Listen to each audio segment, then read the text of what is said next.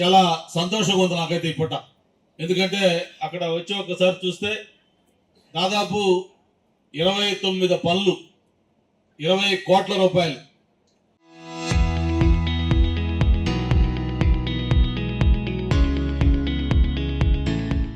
ఒకే రోజు ఒకే చోట ఒక వార్డులో నాకు తెలిసి ఆంధ్రప్రదేశ్ రాష్ట్ర చరిత్రలో ఎక్కడ కూడా ఒక వార్డులో ఇన్ని కోట్ల రూపాయల పనులకి ఎప్పుడు మనం కార్యక్రమాలు చేసుకోవాలి. మీరు ఒక కుటుంబ సభ్యులాగా మీరు అందరూ స్వాగతం పలికారు, మొత్తం ఆహ్వానించారు. ఈ ప్రాంతంలో ఏదైనా అభివృద్ధి జరిగిందంటే గతంలో మనం ఎమ్మెల్యేగా మంత్రిగా ఉన్న ఆ 5 సంవత్సరాలు సార్, 2014-19లో మీరేసిన రోడ్లు, మీ హయాంలో జరిగిన కాలువలు, లేకపోతే పార్కులు, కమ్యూనిటీ హాల్స్, ఇవన్నీ కూడా అప్పుడు చేసిన పనులు తప్ప ఆ తర్వాత 5 ఏళ్ళు అభివృద్ధి అంటే ఏంటో మాకు తెలియదు. కాబట్టి మళ్ళీ మిమ్మల్ని మేము గెలిపించుకుంటాం, మీతో మేము అభివృద్ధి చేయించుకుంటాం ఇక్కడ అని చెప్పని మీరు అందరూ కూడా కంకణం కట్టుకొని చరిత్రలో ఎప్పుడూ లేని విధంగా భారీ మెజార్టీతో ఎమ్మెల్యే గెలిపించారు. 93,000 ఓట్ల మెజార్టీ వస్తే అందులో ఈ వార్డు కూడా దాదాపు 8,000 పైగా ఓట్ల మెజార్టీ ఇచ్చారు.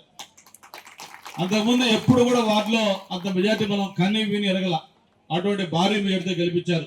మనం ఈ మధురవాడ జోన్లో ఏం పనులు చేశాం, ఈ 5, 6, 7, 8 వార్డులో ఏం పనులు చేశాం అంటే వాళ్ళు కూడా చెప్తా ఉన్నారు, సార్ 101 పనులకి ఈ వార్డులో ఈ 6వ నెల, పోయిన సంవత్సరం 6వ నెలలో ఏదైతే ఈ 20 నెలలు మొత్తం పరిపాలనా కాలంలో కార్పొరేటర్ గారి ఆధ్వర్యంలో 101 పనులకి దాదాపు 41 కోట్ల రూపాయలకి, అంటే ఎన్ని కూడా కళ్ళ ముందు కనిపిస్తా ఉన్నాయి.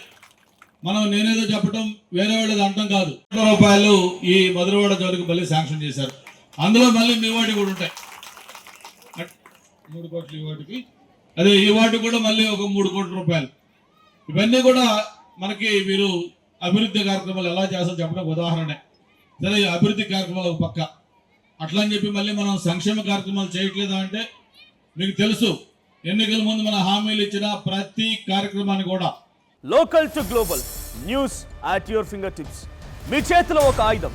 Download raw TV app. Media legend Ravi Prakash is back.